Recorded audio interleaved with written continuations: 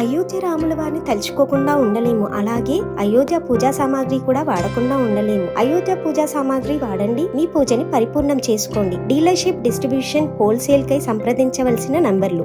అందుకే మిత్రులారా, మీరందరినీ నిన్న చూస్తున్నాం.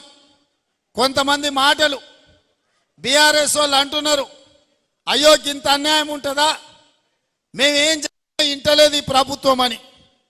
10 ఏళ్ళు మా కార్యకర్తల్ని కొట్టి సంపి కేసులు పెట్టి జైళ్ళలో పెట్టినప్పుడు కేసీఆర్ ఎక్కడ పోయింది రాజనీతి, ఎక్కడ పోయింది ప్రజాస్వామ్యం? ఆనాడు మేము నీలాక దొంగ దెబ్బ తీస్తలేం, నీలాక అక్రమ కేసులు పెడతలేం, బాజాబ్తా ప్రజల చేత ఎన్నికై ఇక్కడికి వచ్చినాం.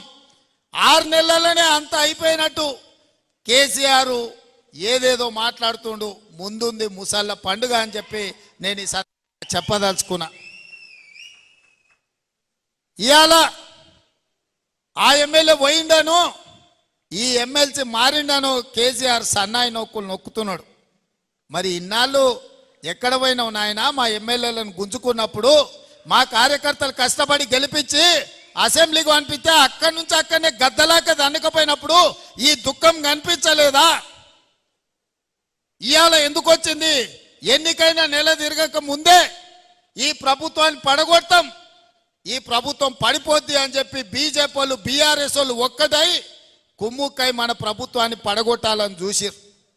ఈ ప్రభుత్వం ఉండనే ఉండదు, 3 నెలలు కూడా ఉండనీయమని చెప్పి బీజేపీ వాళ్ళు బీఆర్ఎస్ వాళ్ళు మాట్లాడలేదా?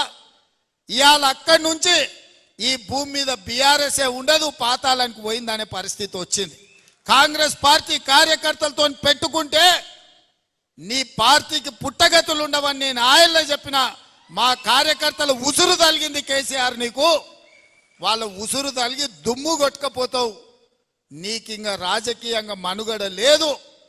ఇప్పటికైనా నువ్వు అర్థం చేసుకొని ఈ తెలంగాణ రాష్ట్రాన్ని సోనియా గాంధీ గారు ఇచ్చిండ్రు, ఈ తెలంగాణ రాష్ట్రాన్ని అభివృద్ధి పదం వైపు నడిపించాలని మేమందరం కష్టపడుతున్నాం. ఇప్పటికైనా తెలంగాణ సమాజానికి క్షమాపణ చెప్పి అభివృద్ధి కోసం కష్టపడుతున్న కాంగ్రెస్కు అడ్డుపడకుండా చేతనైతే సహకరించు, చేత కాకపోతే ఆ ఫామ్ హౌస్లో పడుకొని ఏడువు తప్ప ఇంకా కాళ్ళ కట్టెబెట్టాలని తండ్రి కొడుకులు మామ అల్లుళ్ళు చూస్తున్నారు. పాతకాలం లాగా లేరు మా కార్యకర్తలు. ఎవడైనా ఈ ప్రభుత్వానికి కాళ్ళ కట్టెబెట్టాలని చూస్తే ఈపులు విమానమూతం అవుతాయని చెప్పి నేను ఈ సందర్భంగా చెప్పదలుచుకున్నా. తన దాకా వస్తే కానీ తెలియదు అన్నట్టుగా ఇవాళ కేసీఆర్ దాకా వస్తే కానీ కేసీఆర్కు తెలుస్తలేదు. ఇవాళ ఢిల్లీకి పోయి 4 రోజుల నుంచి హరీష్ రావు, కేటీఆర్, మోడీ చుట్టూతా పిల్లి తిరిగినట్టు తిరుగుతున్నారు. ఏదో ఒకటి చెయ్యి మమ్మల్ని ఎట్లన్నా కాపాడు అని. కాంగ్రెస్ పార్టీ కార్యకర్తల్ని సతాయించినోడు ఎవడైనా లెక్క చెప్పాల్సిందే.